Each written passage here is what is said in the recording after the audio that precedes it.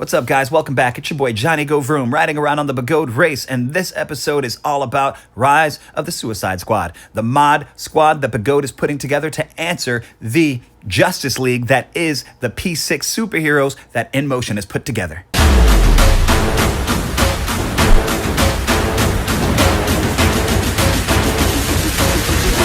Let me see your bounce in this. Before we get too much further into the video, I just wanted to give a big shout out to NextGen Mobility for always looking out with the electric unicycles, with the pads on demand. My man is constantly stocked with the Grizzla pads. He has any wheel that you want. If you can't get it right then, he can order it for you. Rob is just an awesome dude. Love that guy. My pads of choice, of course, Grizzla, the armor jacket you see me wearing. That's my LazyRolling jacket, always with the PID zoom mirror. If you guys are not riding with a PID zoom mirror, you may not be doing yourself justice. I used to use a bicycle mirror and the visibility was just garbage. I don't know. Tell me about your experiences down below. But ever since I locked into the PID zoom mirror, I just have peace of mind whenever I'm riding on roads like this. So I don't worry about somebody coming up on me. Incidentally, not that I would riding on the Begode race anyway. Electric unicycles have helped me get away from alcohol, toxic dating cycles, and all of those weird depression things in life. They just make me feel free and joyous, and it's really given me the best part of my life back. So I figured, why not start a channel trying to spread the uni gospel, as Sean out of New York would say. Begode rang the battle alarm. They rang the bell. They made the call to all of their fans. And if you didn't think that Begode had fans, you were sorely mistaken. They have a hell of a lot of disappointed customers, but their fans have the tenacity of, if you've ever seen vegans, they are nothing compared to diehard carnivore people, particularly carnivore women, okay? Begode fans remind me of carnivore women. They are just that passionate and aggressive with their passion, I swear to you. I'm not making fun. Carnivore women are badass, and so are the Begode fans. The ones that truly love Begode, that are still holding on, they love Begode because they have the technical know-how to work their way through the wheels. They love Begode because Begode gives them access to the very edge of the power that is inside of the unit that they purchase. And they love Begode because Begode has this competition mentality where they never let anybody have a higher voltage set for very much longer. It's super simple. They're the power play people, you know, and they've been that for a long time. So even though InMotion has come out and pretty much made a clean sweep of the EUC industry with their P6, Begode is not sitting back. And I am excited to announce who I think is going to be on the roster. And it's funny, guys, but just hear me out. Some of these people may not actually be on the roster. Some I have a lot more belief that they'll make it than others. But each of these people could realistically be on that squad. And I'll go ahead and I'll cite my reasons for it as we go through. But yeah, each of these people could very realistically be on that squad. So when I'm building out this EUC Suicide Squad lineup, I'm matching riders to the characters based on their story arc, personality, and the lane that they hold in the culture. And the guy I'm placing right now, Zen Lee, is a special case because his legacy goes deep. Let's be real, Zen isn't just another racer. This man has touched more tracks in more countries than some people have stamps in their passports. He's one of the first professional EUC racers, and he was doing this before the rest of us even knew we could do this. But here's the twist.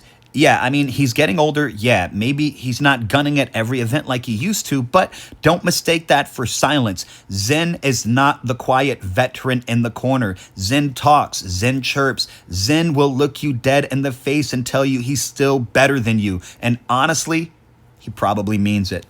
So, what Suicide Squad character is that? It's Captain Boomerang, man. Because Captain Boomerang is the perfect blend of what Zen represents right now, right? He's an OG. He's a day one OG in the squad. He's been around since the beginning. He's skilled enough to survive anything, even when people sleep on him.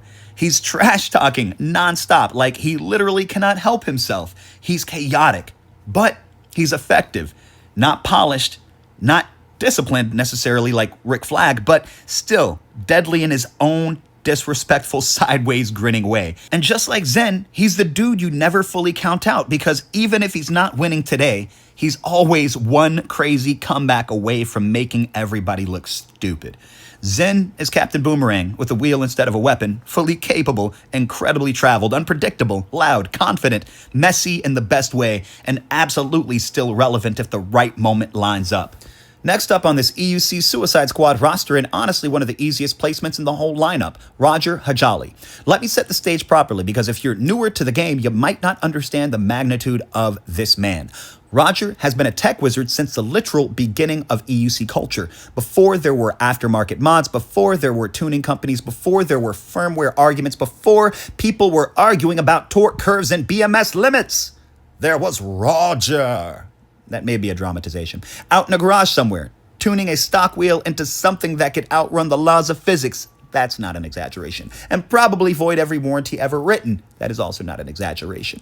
This man isn't just a rider. He's a tinkerer, an engineer, a mad scientist, and one of the only riders who has put just as many hours under the hood as he has on the track. And even now, sitting right around 50 years old, he's still racing, still modding, still showing up at every track, not just EUC ones. Like age is just a number and speed is a lifestyle choice. But the real reason Roger is irreplaceable in this community, at least in my opinion, he's never hoarded anything. He's never hid his upgrades and ideas behind a paywall.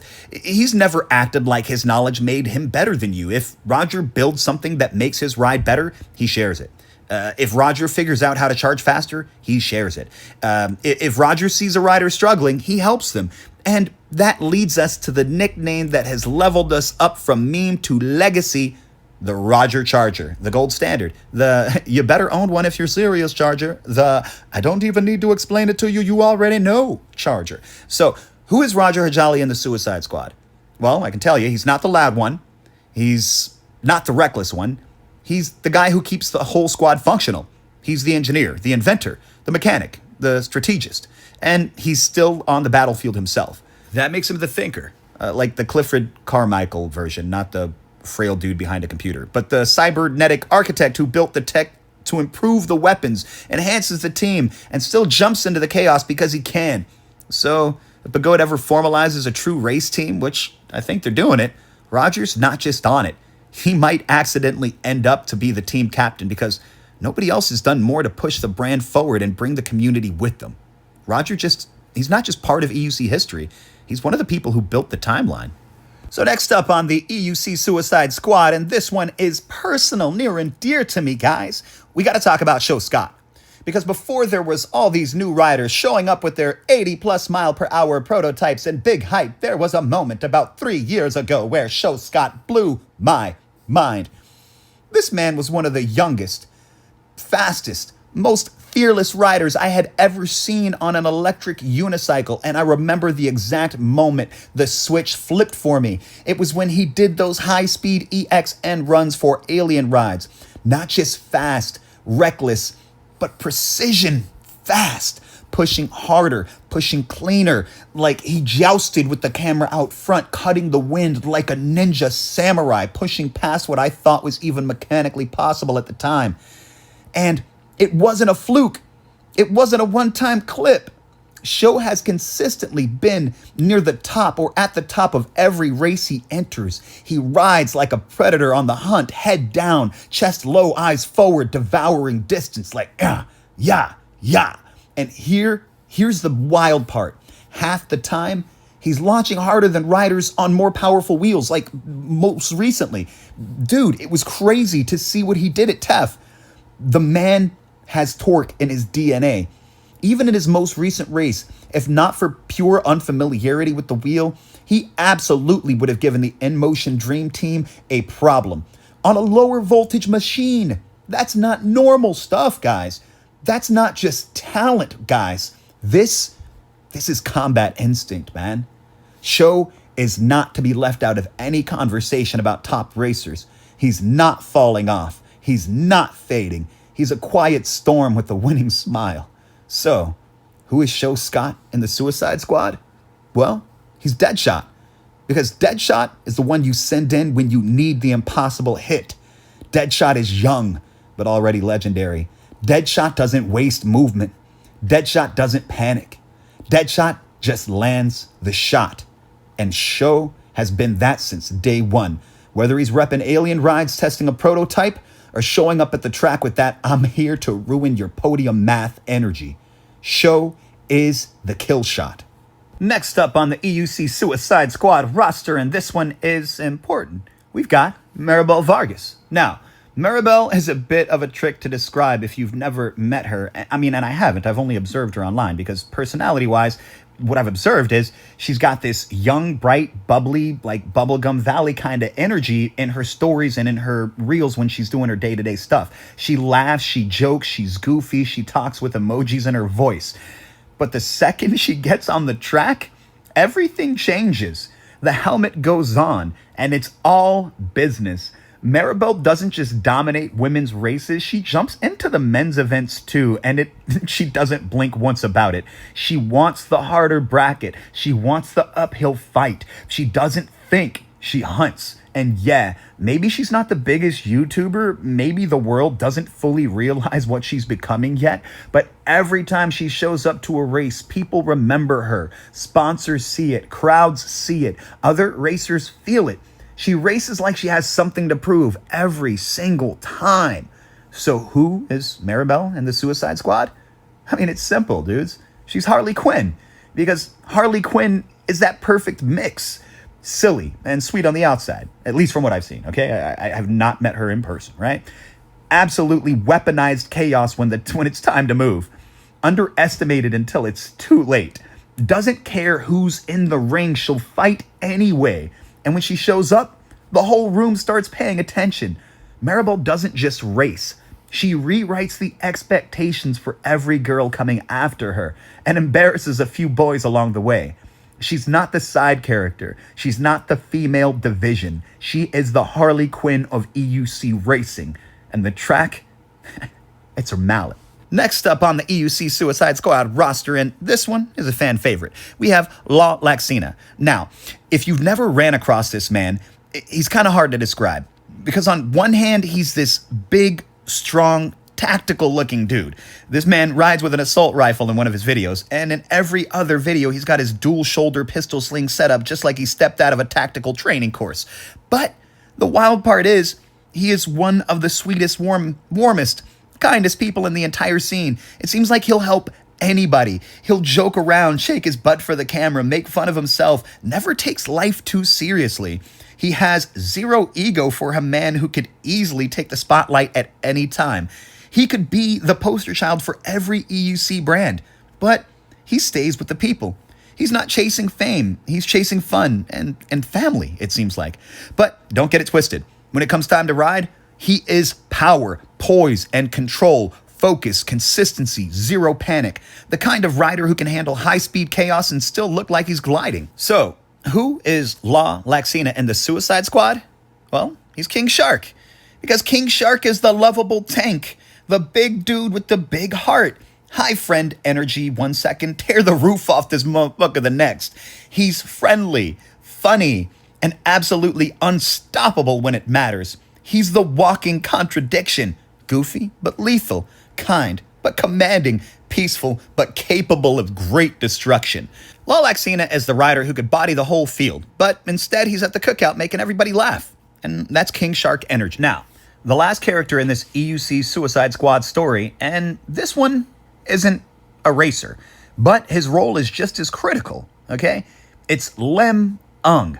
Now, this is all speculation, okay? This is 100% speculation. This is all for fun. This entire episode is just for fun. Please do not take this stuff and go crazy and like there's animosity or anything like that. I'm saying that all because Lem has one of the coldest, most compelling origin stories in the entire EUC scene, like as of right now, right? He was selling the InMotion P6, already had customers lined up, money taken, orders placed, and then InMotion pulled the plug. Not before, after the pre-sales were already live. They told him they sold too many wheels. and couldn't provide for any new distributors, which sounds like less of a reason and more like a dismissal. So Lim had to refund his people and eat the backlash, take the hit for a mistake that wasn't his. And that kind of thing doesn't just go away. That plants a seed, not of sadness, not of defeat, but of vengeance with a smile. Because now Lim isn't trying to be a partner in their world. He's building the supply line for everyone who's going to beat them. He's not a frontline racer necessarily. He's not out there chasing podiums, but he is the man in the shadows, making sure that parts arrive, wheels will continue getting built, repairs get done, and the right riders end up on the right machines. So when emotion falls, it won't be by accident. It will be a network effect. So who is Lim Ung in the Suicide Squad? He is the Penguin, not the goofy one, the calculated, organized, business-minded, memory like a ledger Penguin. The one who was wronged by a corporation and instead of crying built an underground empire Penguin. You might not see him on the podium, but you'll see his fingerprints on the victory Penguin. There you have it, guys. I am an absolute nerd for this stuff, okay? This is my pick. This is what I think. All right, this is the comic book universe that I see inside of the EUC multi-universe, okay? It's crazy, it's weird, it's a little bit wild, but I do want to know what you think, okay? There's a whole lot of EUC racers that are out there that I don't know about. There's going to be some unknowns that come up. There's 10 to 15 spots that the GOAT is looking to fill, and I've only accounted for just a couple of them. I really can't call every single person that I think that they are going to find on their quest to develop this dream team. But I can say this, they are going to do it with tenacity and with vigor. And while they don't have the resources and the deep network pockets and money that InMotion has, what the GOAT has is fire. And I tell you what, man, fire and passion count for a lot, especially when you have the right people there to support that vision. And I genuinely think that 2026 is going to be the first time, in my opinion, that the world really wants to start paying attention to what's happening inside of the EUC race scene. Now that these manufacturers have stepped up and actually done what they need to do in order to sponsor these racers, and I hope that we see meaningful sponsorship stuff. I mean, I don't know that these guys are getting paid, but I hope that they are. They should be getting paid. I don't know if these guys are insured. I don't know if they are, but they should be insured. And at the very least, their gear and their wheels should be compensated for. They should be paid for. That's just 100% the way that it is. If the manufacturer sponsorships are not amounting to that, we need more from them, because these guys are putting their lives on the freaking line. That is just 100% the way that it is. When you see what it is that Zach, Max, and Brian did in China with the P6, it is 100% risking your lives. It is 100% putting your body on the line to make sure that something happens for a company that you don't have stock in. So guys, as racers, I hope that you guys are properly being looked out for. I myself am not going to hop on the field, and I'll probably make a video about why I'm not going to hop on the field sometime soon. It was a question that people have had, but this is not that time, guys. This is not that time. I do want to close by saying I have actually been really enjoying my Begode race. It has been something that I have had to try to figure out where it fits for me. And now that I have gradually kind of figured out exactly where it fits for me, where it works for me, I am genuinely enjoying it. Additionally, I added some baby bumper up on the front half by my knees, and that really gave me a lot more control. I don't know why, don't know how. I mean, I guess it's just a little bit wider, a little bit softer, and it made it to where that I have something to grip onto. But for some reason, it genuinely made it so much easier for me to enjoy this wheel and really get a whole lot more control. Like right here, I managed to stop on a dime. That guy was going, and, you know, obviously he didn't see me. So, you know, even with the hard stops, I don't get wobbles anymore. I've just kind of figured out the funny foot positioning, and I get wavy with it. I like to kind of zig side to side, zig and zag side to side, zig and zag side to side. So I genuinely appreciate each and every one of you for being here. I mean, it's Friday night. You could be anywhere else, but you chose to be here with me. So to each and every person here, thank you so much. Please remember to like and subscribe. Follow the content. Come back. I always have interesting things to talk about. Nerdy ass stuff to talk about, to be honest. And if you think that you do not get enough of me yapping and talking about wheels in the regular Johnny Go Vroom, I do have a member section where I just dump out way more content that I know that the algorithm isn't going to be okay with, and I just kind of get to speak freely over there and just get to vibe. So it's a lot less organized and a lot less polished than what I do on this side, but if you are interested at all in hearing me yippity yap some more and supporting my little vision, then please do sign up over there. But the fact that you're here right now means the world to me, and to all of the people who have already signed up over there. You guys are absolutely insane. What are you doing supporting a Goomba like me? I can't imagine a world where people really enjoy hearing me run on and on and on about these things, but you do, and I am so grateful. I am so grateful. I hope it brings you as much joy as it brings me, guys. And until next time, it's been your boy Johnny Go Vroom. Enjoy your weekend. Happy Halloween, and we'll talk soon. Peace.